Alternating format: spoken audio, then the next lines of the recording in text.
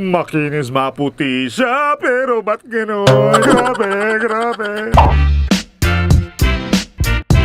Hello pare guys! Ako po si Super Kaloy. Para sa video na to, magbibigay po tayo ng iilang tips kung paano nga ba sasabihin o ipahiwatig sa isang tao, sa kaibigan, kay crush o sa jowa mo na malakas ang putok nito, na mabaho ang hininga niya, na nangangamoy ang mga paa, may kakaibang powers nito in a nice way na hindi siya ma-offend.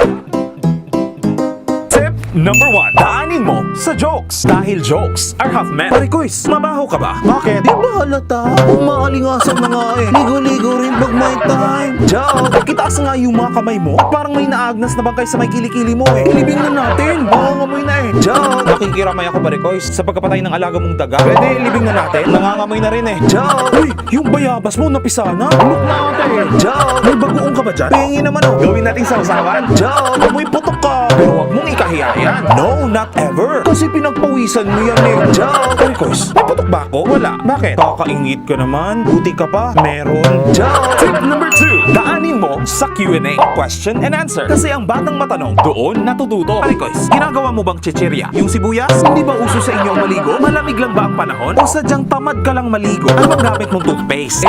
Yung deodorant. Nagpapabango ka pa ba? Palitan mo na kasi ang mga yan. Ang tapang at ang pangit ng amoy eh. Pero may deodorant ka naman, di ba? Kahit tawas, meron naman, di ba? Yung totoo. Umutot ka ba o nagsalita lang? May something eh. Araw-araw mo bang sinicelebrate ang New Year? Araw-araw kasi amoy putok eh. Tip number 3. Daanin mo sa parinig at pabulong. Alam mo pare Kois, kahit malayo pa yung Pasko at New Year, feel ko na talagang mag-celebrate. Amoy ko na kasi yung simoy ng hangin eh. Puto ka na.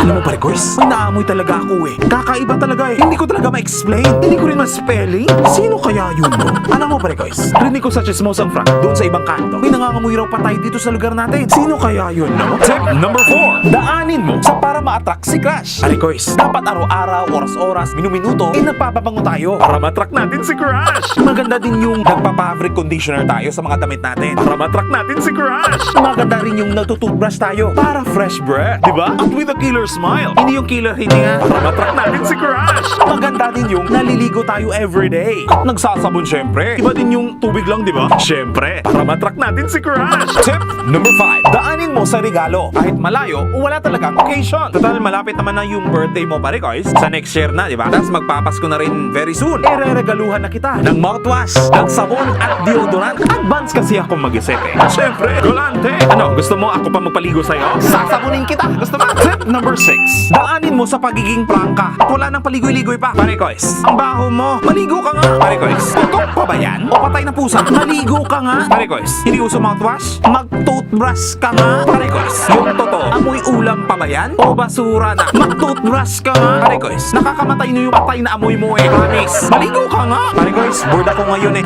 Ligo tayo. Pare Kois, wala talaga akong magawa eh. Toothbrush naman tayo. Ako si Super Kaloy. At yun ang ilang mga tips kung paano nga ba sasabihin o ipahiwatig sa isang tao, sa kaibigan, kay crush o sa jowa mo na malakas ang putok nito, na mabaho ang hininga niya, na nangangamoy ang mga paa at may kakaibang powers ito in a nice way na hindi siya ma-offend. Lahat naman tayo may kanya-kanyang baho sa katawan. Pero remind lang kita pare Kois ha, let's practice good personal hygiene para ma-attract natin si crush. Pare Kois, may iba ka pa bang paraan para mapala mo sa isang tao ang baho nito? I-comment mo na yan kasama ng iyong mga suggestions ng mapakinabangan. Kung nagustuhan nyo ang video na to, please give it a thumbs up. I-share sa mga kaibigan mo. Okay, crush. Hindi dahil may amoy ito, pero para-inform naman sila. At syempre, kung hindi ka pa nakasubscribe, subscribe na pare Kois for more videos. Thanks for watching. Till next. Live love pare Kois. Fires!